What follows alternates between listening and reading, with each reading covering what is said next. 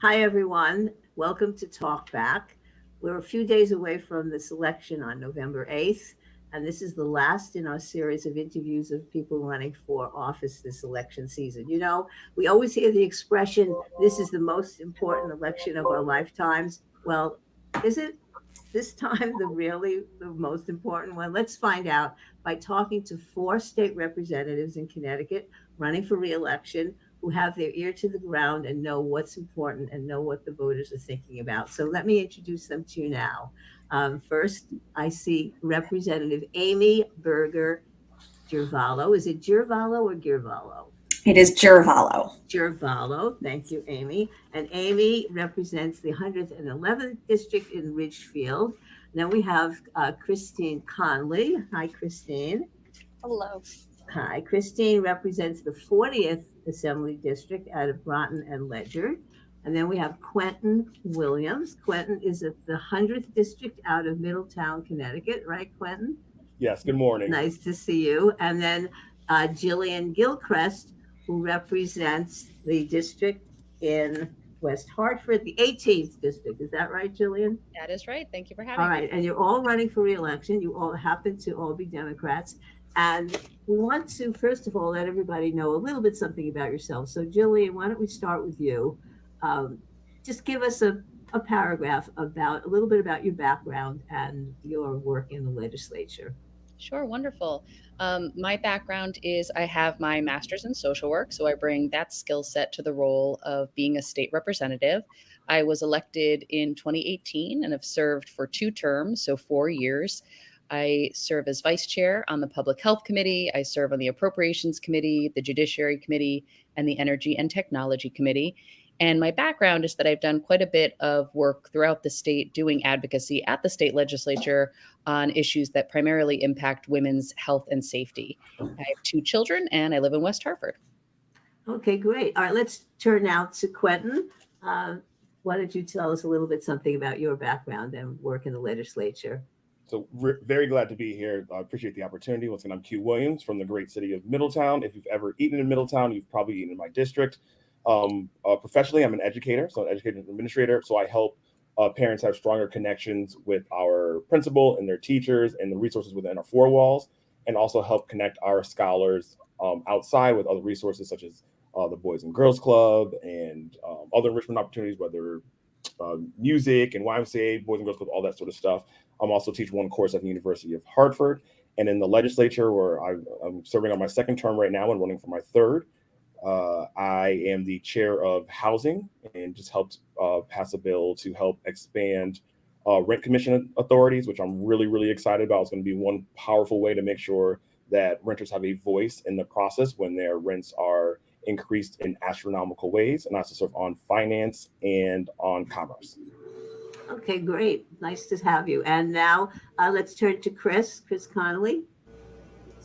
Hello, it's so nice to be here today. I've served 3 terms in the General Assembly. I am an attorney by trade and I practice workers' compensation law predominantly, trying to get folks who get injured at work their health coverage and pay while they recover from substantial injuries. In the legislature, I focus a lot on our community needs, representing Groton, and we're redistricting now New London. I have the Navy base and help with the Coast Guard Academy. So we have some very unique needs with students and funding who are our military students. And I appreciate everyone's work in getting those needs funded every year. I also focus a lot on healthcare coverage for insurance coverage for a variety of illnesses and municipal funding down in Eastern Connecticut. I sit on the Judiciary Committee and help the Majority Leader with his team in getting our bills ready for the House every time we have session. Okay, great. Thanks. And now Amy Berger Girvallo. Thank you so much for inviting me to this group of colleagues who I respect so tremendously. This is my first reelection. I have served for 2 years now on the Public Health, Environment, and Transportation committees.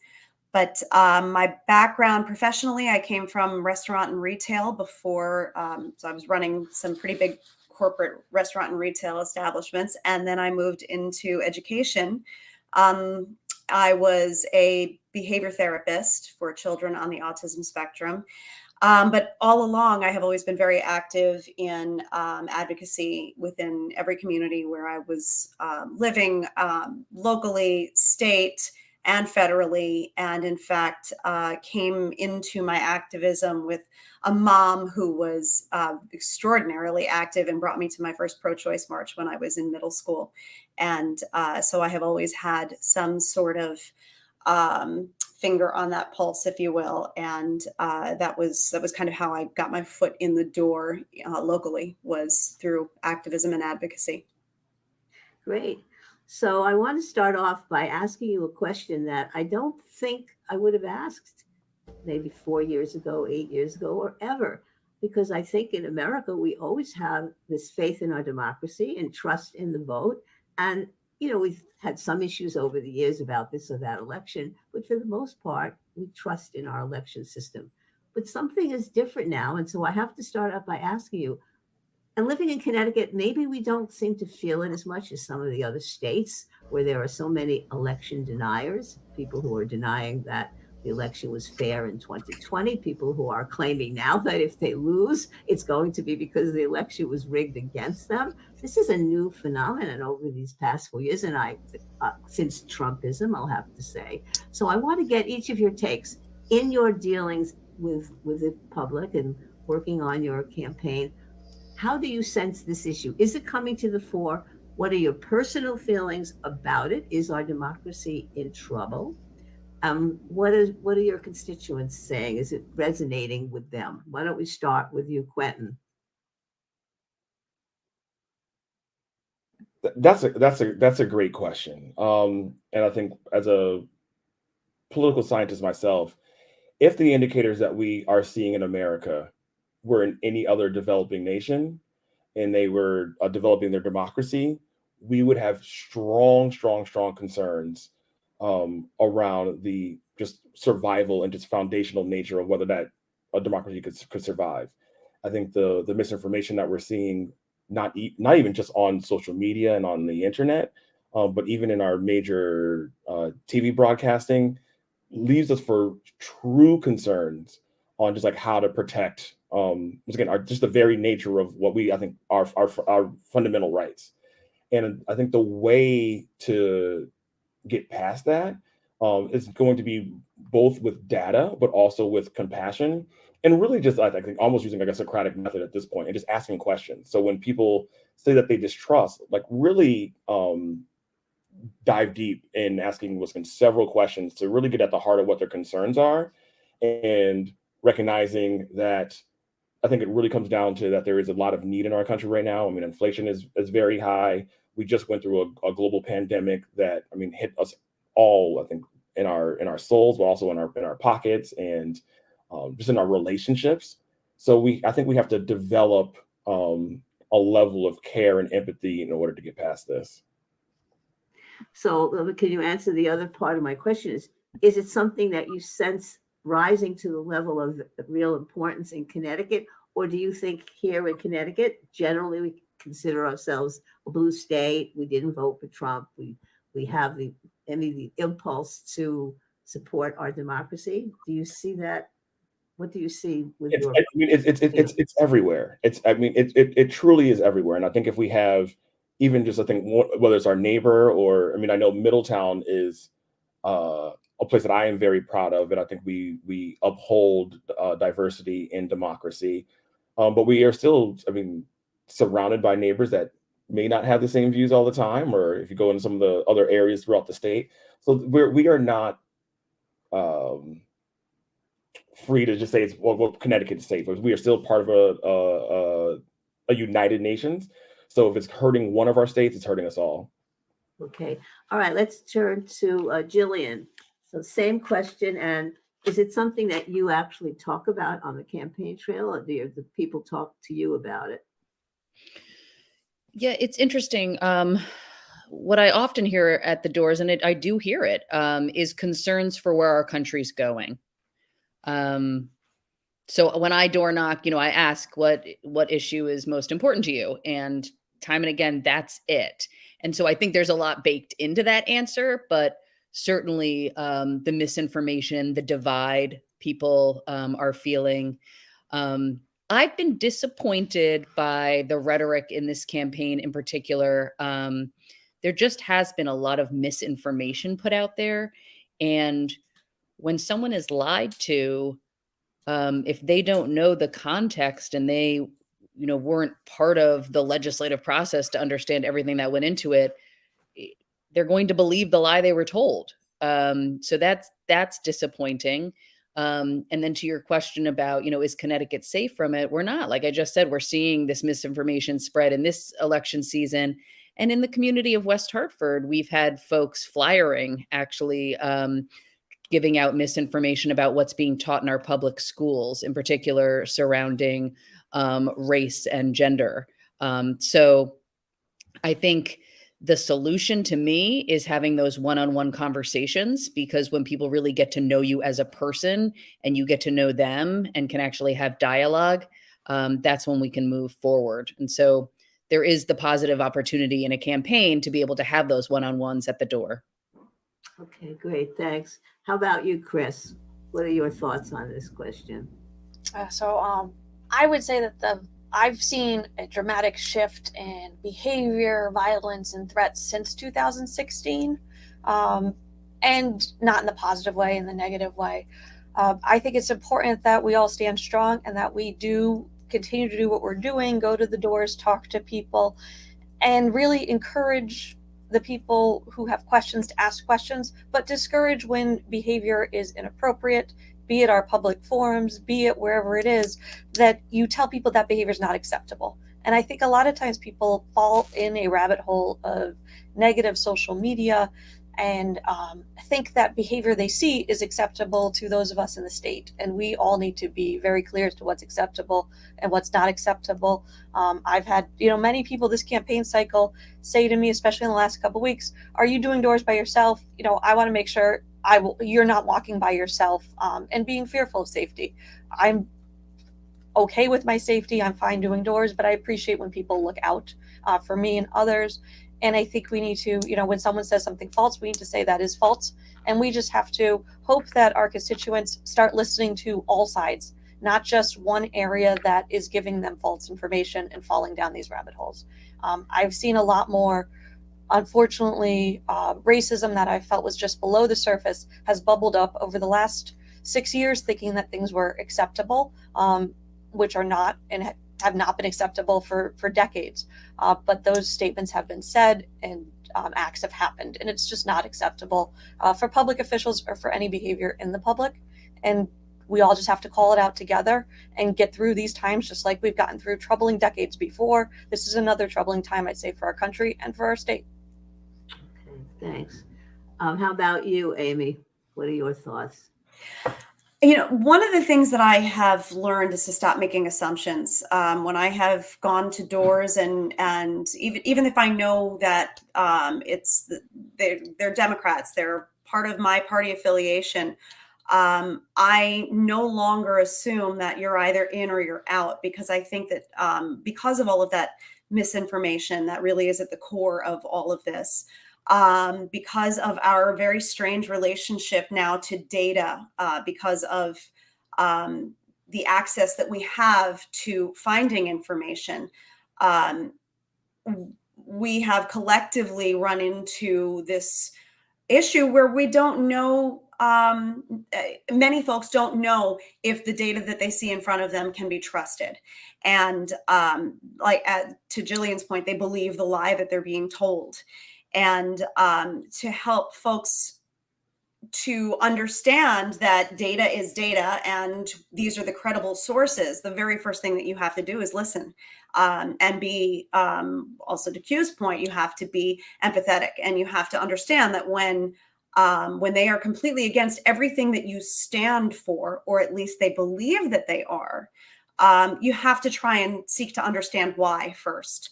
And but then to Chris's point, there are some times when hostility is not something that you can really get past, and those are the doors that you thank them for their time, and you have to kind of move away as quickly as you can. And I know that for me, there have been a few moments where I have, my instincts have told me that I may not be safe if I stay where I am.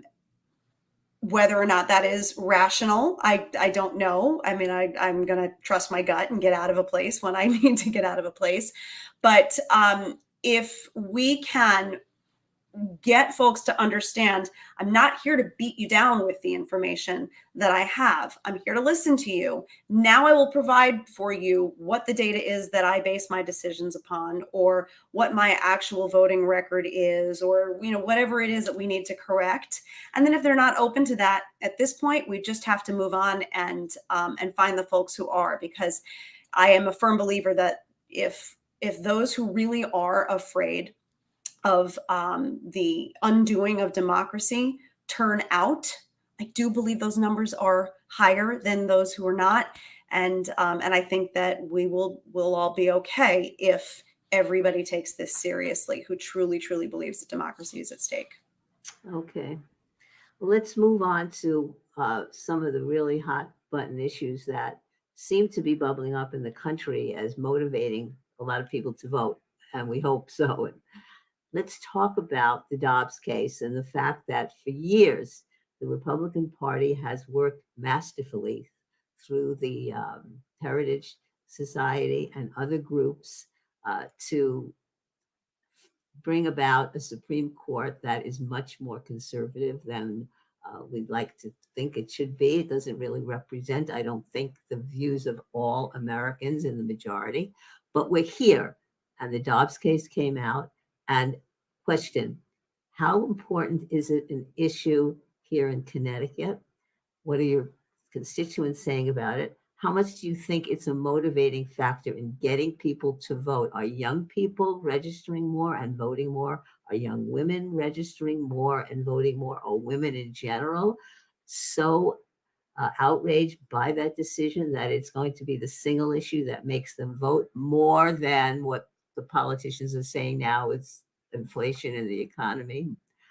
Talk about it. Jillian, I know you were the head of NARAL. You're very active in the domestic violence community. How did this Dobbs decision hit you? And what are you hearing and doing? Sure. It hit me hard, like I know it hit many other women hard. Having worked at NARAL and been in the movement for some time, I knew it was coming. As you mentioned, it was a plan on the part of Republicans and those in the anti-choice community for a long time to stack the Supreme Court. And so as it began to be stacked and the cases made their way, we knew it was going to happen. So here in the state of Connecticut, with my amazing colleagues that are on this show today, we actually passed legislation last spring that expanded access to abortion care here in the state of Connecticut and enacted some protections. I hope it is a leading issue for folks because we are really one election away from being a Missouri or a Texas. We are a pro-choice state, yes, but that's because we keep electing pro-choice Democrats to our legislature. And so right now, because Roe v. Wade was overturned, it falls to the states. And so we need a pro-choice legislature to continue to ensure that people in the state of Connecticut have access to abortion. And I think it is a much bigger issue in this election than politicians want to let on. Otherwise, those who are anti-choice wouldn't be misleading their constituencies into thinking that they are pro-choice. So there's a lot of misinformation being spread about people's positions. And so I think that's because people are realizing that folks, women in particular, are upset and recognize the gravity of this situation and how important it is to vote this election. Okay, let me turn to Quentin, but I want to ask something that you can all pick up on. I know that the policies of Roe versus Wade were incorporated in Connecticut legislation, right? Connecticut has codified Roe versus Wade. But as Jillian is saying, it's up to the states now. However, if the Republicans take over the Congress, which is a possibility next week, they are determined to put forth legislation that would create a national ban, and states have to follow a national law will take precedence over the state. So that should be in the mix of some of our thinking. So Quentin, why don't you take on that issue as well? I think the one saving grace is that even if the Republicans were to take over and get a majority in the House or the Senate, I'm pretty confident they won't have 2/3. So I'm keeping my fingers crossed that we at least will be able to count on President Biden to veto any of the nonsense that could come out. With that said, I also want to recognize that this has been a very intentional tactic and strategy from the right to mobilize their base, to get them riled up, to get these folks out to vote. And I think right now it's our job to recognize that this is not a mainstream view, that these ideas are, I would call them immoral and abhorrent, and they're going to have huge implications on the health and wellness of many of our neighbors and families and friends. And this needs to be at the forefront of the issue. But I think we also have to keep using the word "and," right?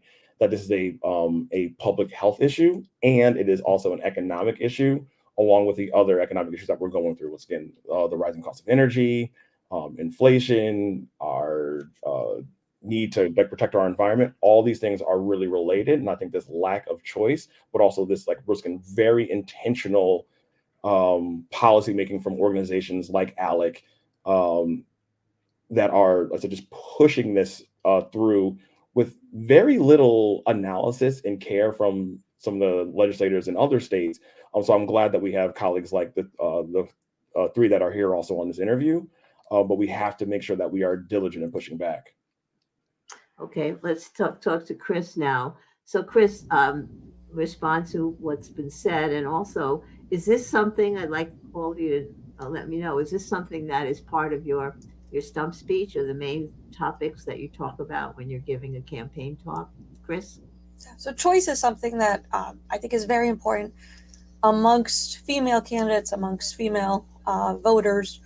I think that this year we've been seeing kind of the realization that maybe folks sat back and didn't pay attention, and now people who didn't pay attention are hopefully going to come out and vote next week. But I think in our state we are strongly pro-choice today, and we need to make sure that we keep that strong. We need to make sure that our strong Democratic majorities continue, so that we have judges on our courts that if the federal government does change the federal law, at least we can bide things off through our court system as long as possible, and then hope that we can continue to elect good pro-choice candidates federally. So here in my congressional district, we've been very clear about how Congressman Courtney feels, and that he voted for choice in Connecticut. He voted to codify Roe v. Wade, and those of us up and down the ballot support him and continue to support it nationally. I think, this is what happens, and many of us in the legal community knew this was coming, have watched it come through. And as disappointed as I and many others are, we need to seriously make sure that our candidates and those holding office are pro-choice candidates. Okay, Amy, you take this question. I just want to ask whoever has some insights or information on this. Since we are a pro-choice state, and since the Dobbs decision has come out, can any of you talk about what effect it's had in practical terms of people coming from other states to avail themselves of our reproductive health care here? So Amy, why don't you take the general question, and then we can touch on that. So, I mean, my colleagues have highlighted most of the most important pieces of all of this. I will say that within my own constituency, the federal issue is something that everybody talks about pretty regularly. And so I think everybody is mindful of the fact that that is ultimately where a ban is going to come from. But one of the things that I have to keep reminding folks in my district about is that in order to keep what we have here in Connecticut, we talk about keeping that majority. I don't think that people understand how real it is that Connecticut Republicans would overturn what we have, the protections that we have here in an instant. It'd be the first thing they did, I think, if they had a majority. I have spent a lot of time speaking about my own experience with abortion and talking very publicly about it. And I have had colleagues from the other side of the aisle come to me and tell me how much they respect my story. They share their own stories of abortion and experience, and then they go right back out on the floor and vote against the bill. So it is so important for us as state legislators to remind our constituents that, yes, federal is critical, and we absolutely must continue to talk about how important it is at that level. But then we also have to remind that right here, right where we feel safe, right where we feel very blue, it would be reversed in an instant. And may I add to that? Yeah, go ahead, Quentin. Yes. And I just want to reiterate just how important it is to recognize that the policies that are coming out on from some of these other states, they are not mainstream views. It is not a mainstream view that if someone is assaulted, to make someone carry a baby all the way to term. That's not a mainstream view. If there is a pregnancy that results from incest and that child should come to term, that is not a mainstream view. If you were to have a miscarriage and you are looking, let's say you would have loved to have a child, but there was a problem in your pregnancy and not being able to have access to things like a D&C surgery, those are not mainstream views. And the fact that we are risking people's lives for almost an extreme ideas that are not within the general standards of how we have talked about these issues for literally decades. I think we have to remind people that this is not normal. Okay. Yeah. So, can I add one more thing? Yes, sure. Go ahead. I would say, talking to some OBGYN practitioners, one of the things that makes me so upset about what's happening in other states is the women and the families that are traveling to our state are people of economic means, and we are leaving people behind in other states who don't have the ability to take a week, who don't have the funds to travel. And women today across our country are being denied health care that they desperately need. And that's a failure of our country. Our state is doing okay, but the people we see traveling are of a certain group that have the ability, and many people are left in the states they live in with laws and no access to health care. Well, that's an excellent point. We know that before abortion was legalized, people of means could always afford to get abortions, and those who didn't have means got back alley abortions, and many of them died because of it. And that disparity of wealth is a huge issue in our country economically, in many other areas of life besides the abortion question. So yes, what is being done in the states that have passed these onerous laws to make sure that people without means can afford to travel to Connecticut? Are there social service agencies and groups and philanthropies trying to help those people make that trip to the blue state or to Connecticut to get health care? Right? What's happening with that? And there are quite a few funds that have developed or that were in existence before, because unfortunately, in many states in this country, they were down to one abortion provider already because of restrictions that had been enacted. And so women were needing to travel hours and days to get to the services they need. So there are funds out there if people want to donate. And to your question, Planned Parenthood here in Connecticut is keeping track. And I think it's close to 100 people potentially at this point who have already come. Yes, Roe v. Wade was overturned, but even before that, Texas had enacted their 6-week ban. So we have seen people. I would echo what you've said and what Christine said. You know, these are folks with means. The other kind of battleground area we're starting to see bubble up is going to be over medication abortion, because unlike in the 60s, there is medication abortion. And so how are we going to be able to get that into the hands of women who need it? And I think we're going to start to see some legal battles over telehealth and how medication abortion is distributed. Right. Okay. Before we leave this topic, is there anyone who wants to say anything else about it? Do you think that this is the animating question that is bringing someone to the polls, or do you think that it's taking second or third or fourth place to other issues that are bringing people out to vote? In my experience, I have definitely seen that I am speaking to particularly women who have never, ever reached out to me, or who I know from soccer with my kids or from PTA experiences, who have never spoken about anything political. And they can't wait to come and tell me how angry they are and how they can't wait to make the polls speak for them. And so I do believe in my heart that we are going to see we're going to see folks voting who haven't in a really long time. Okay, good. Well, let's turn to another issue that impacts women, men, children, families, domestic violence.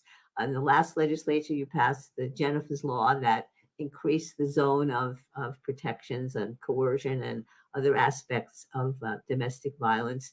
And I know, working with Joe Courtney, our congressman, and that his opponent doing the research voted against that law, one of only, I think, 7 or 8 in the legislature that did that. How important is that issue? I'm going to ask you to start talking about it first, Jillian. I know you were very active with the CCADV, the Connecticut Coalition Against Domestic Violence. And how does it connect with the Newtown issue, the gun violence issue? Because we know, 3 or 4 women every day are murdered by their domestic violence attackers. Jillian?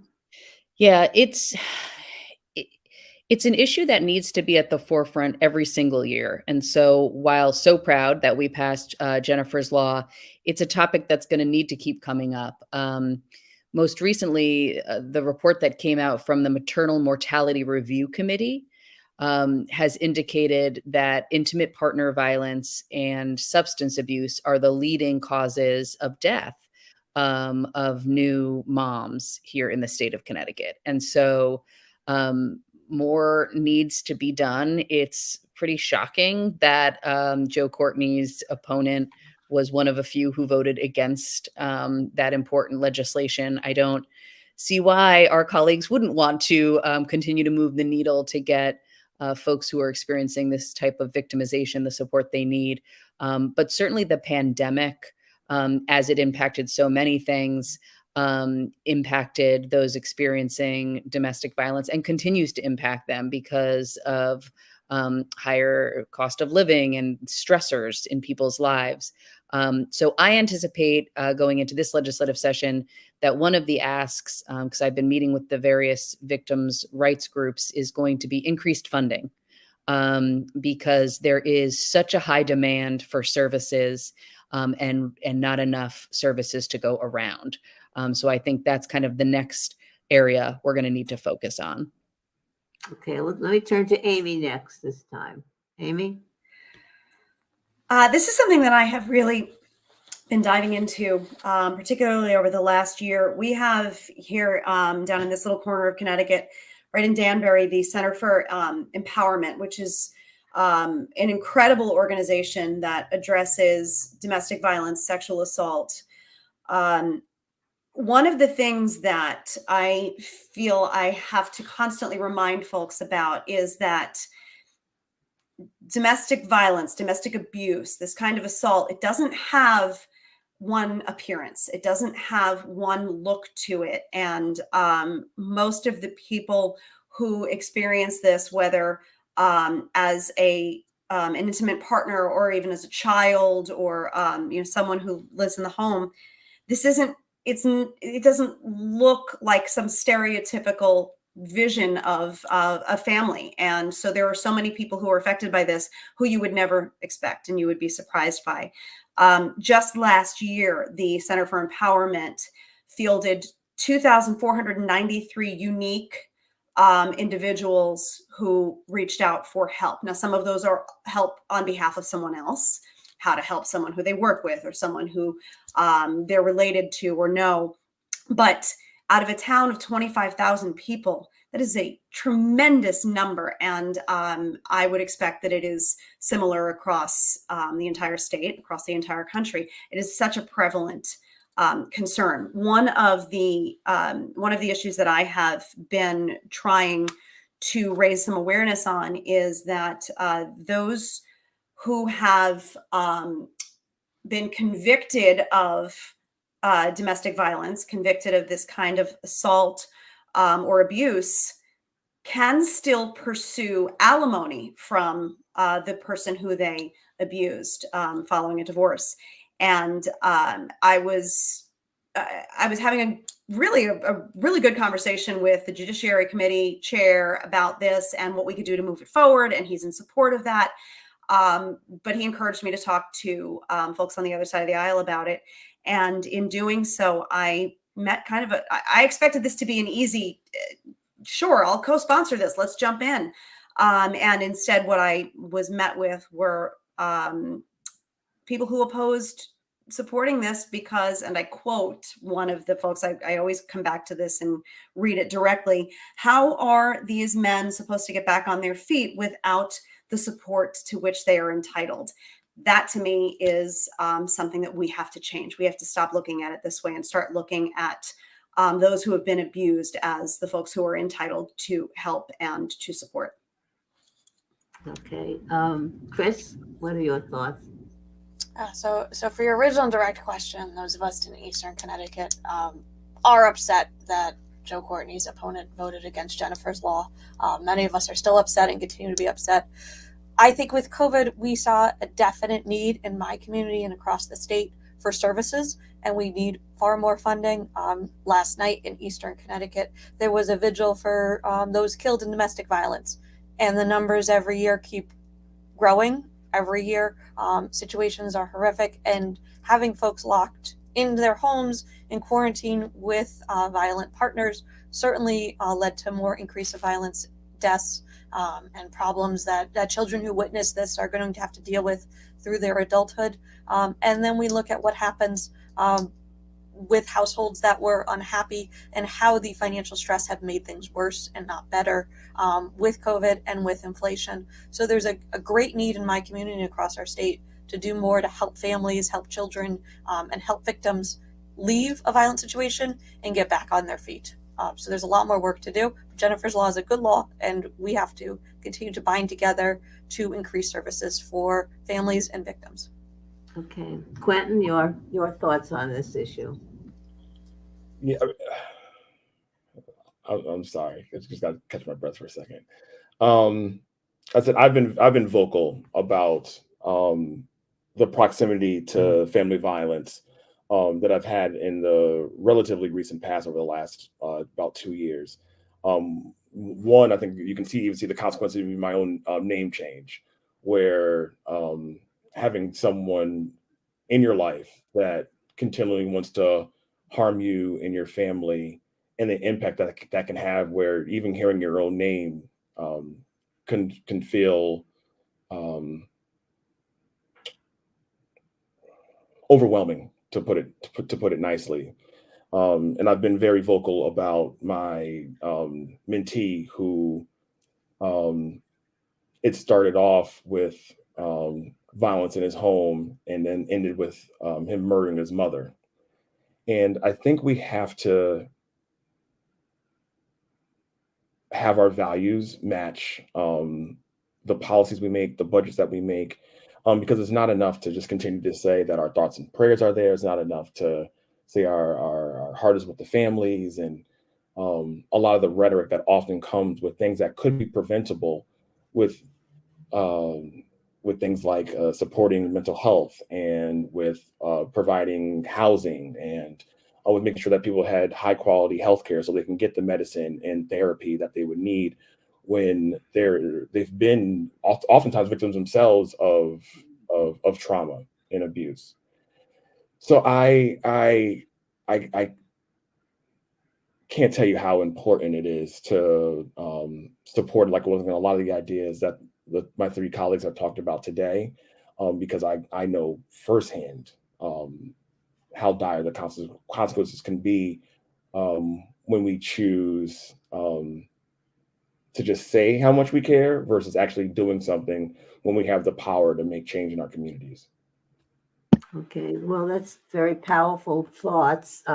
Sorry about your personal experience on this, but millions of people around the country have this experience all the time. And so much legislation can do to help, but it's a cultural issue, isn't it?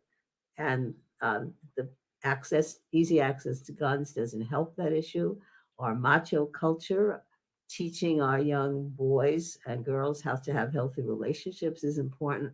There's so much else that goes into it. Legislation is important, but we've got to change the culture, don't we? I mean, I think that's key in America.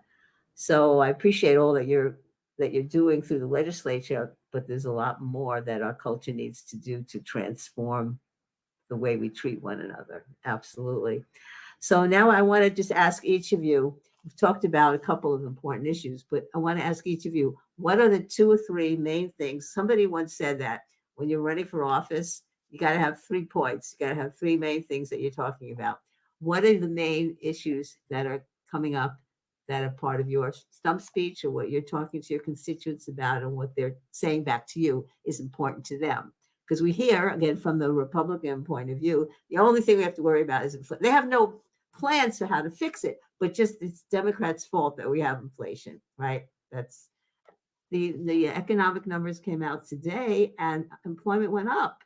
So our economy is really healthy in a way, and inflation is determined by forces sometimes very much outside all of our control. So let's start with you, Chris, for the first time. What's on your mind as you give your stump speech, and what are your constituents saying?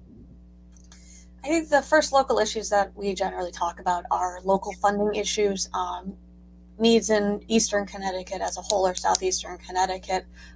We are looking to fund some community centers here, so folks will see those bills. My colleagues will see those bills. I know you'll help me get that through. Funding of our schools, funding of our mental health in school clinics, and continue to do what's right for the kids and for our general community.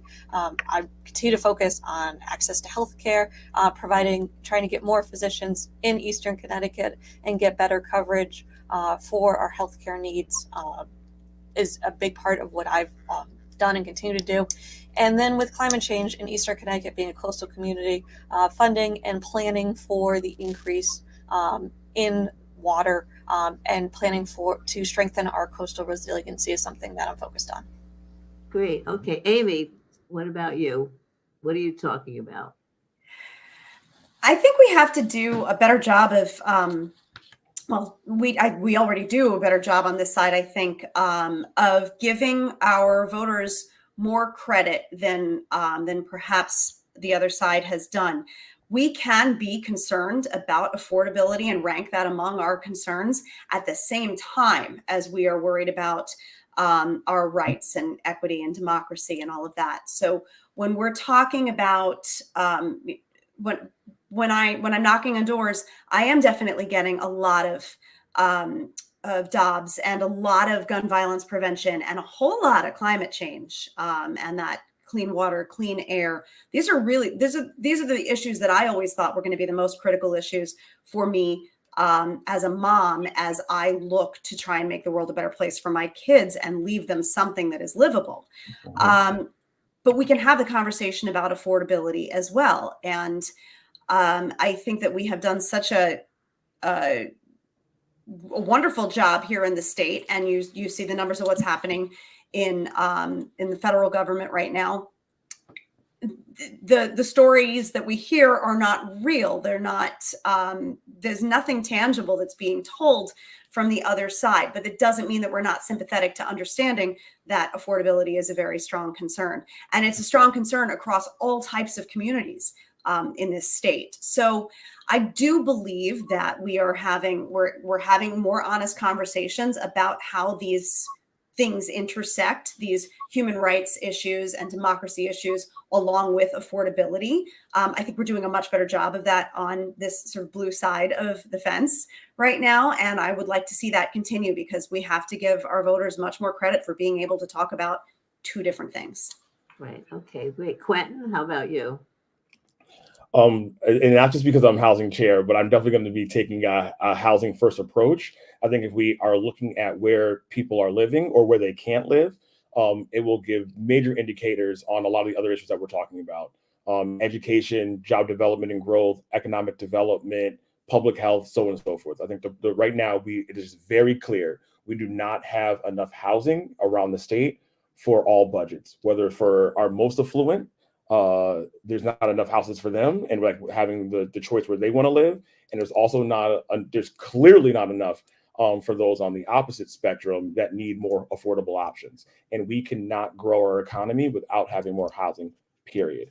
So I'm going to, and I once again, especially after I said the incident that I just talked about, I really do think had we been able to get that young kid stable housing, I think we may have been able to help in that situation. Also, as an educator, I think we have to continue looking at how we fund education. We need a student-based model. We've moved in the right direction, but we need to implement those changes a lot quicker based off of student need and not off of regionalization in localities and politics. And I think the last thing is just jobs. I mean, it's the economy stupid, like Bill Clinton has said. That's really what it's about. Right. And is that what your constituents are saying too? Jobs and affordable housing? I've been hearing definitely about housing. That's unquestionable. But it's all definitely been about jobs. So for their recent graduates, where they're going to work after they come out of we have an incredible higher education system in the state of Connecticut. Yale, University of Harvard, UConn, our state university system, Sacred Heart, Quinnipiac. I mean, the list goes on and on and on, right? But where do they work once they get out? But the fact of the matter is, even if we also have a lot of great employers, right? We are a great state to work in, but you can't live. There's like if you are living, especially a lot of our suburban areas, there is definitely no rental stock. And with housing rates going up the way that they are, and now with our mortgage rates going up, your sons and daughters that just graduated and are making, if they're lucky, $50,000, $60,000, they cannot afford a $400,000, $500,000 home. So if you want your child to come back and live in the neighborhood they grew up in, we need to build housing, period. If you want grandma to help you take care of your kids, she needs housing also. If they want to downsize, that cannot be done in our current climate. And the only way to fix that is by growing our housing stock. And I think the other part, I mean, we've mentioned inflation.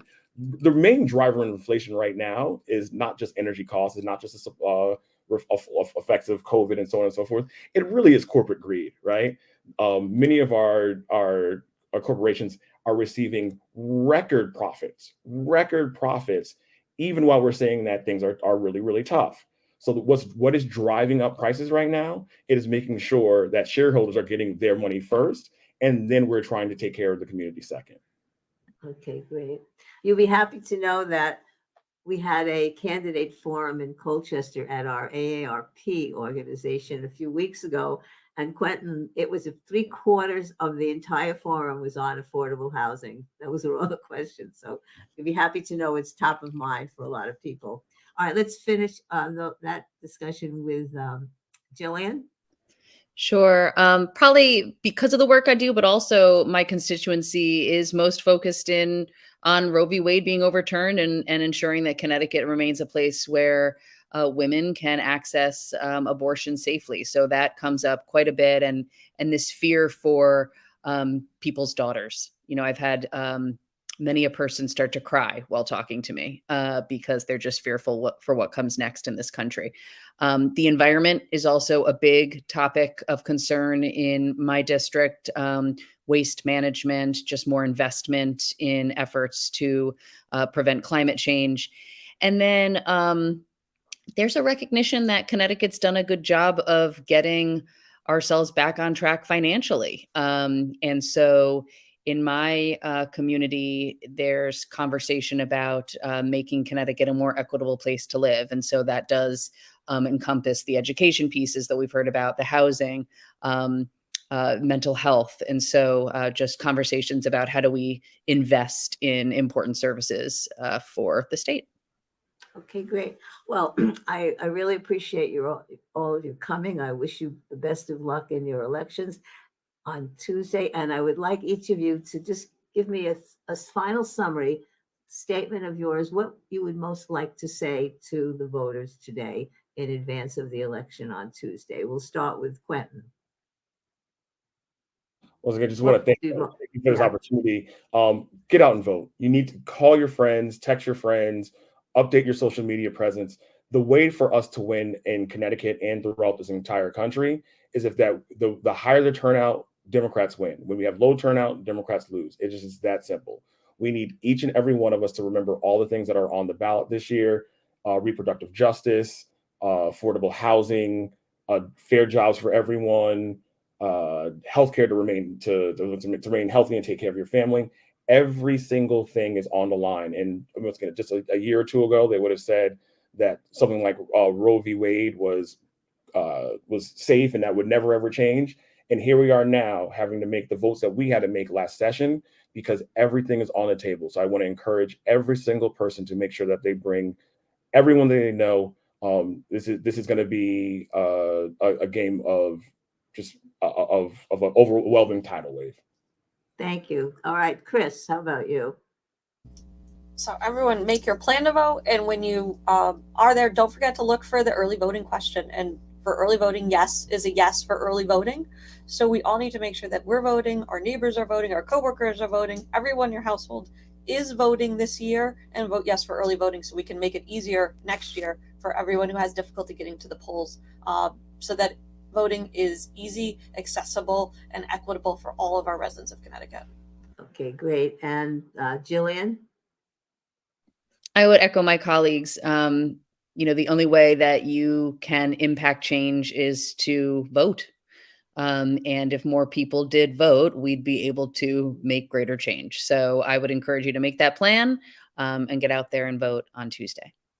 Okay, great. And finally, Amy, your final thoughts? All agreed. What they said, we can't sit this one out. One thing that I would encourage everybody to do is remember that even when you get there and the lines are really long, they go really quickly. So don't turn around, don't leave, and plan to perhaps come back later. Don't be discouraged when you see those long lines. Just stick it out, get it done, because it is more critical than I think it's ever been.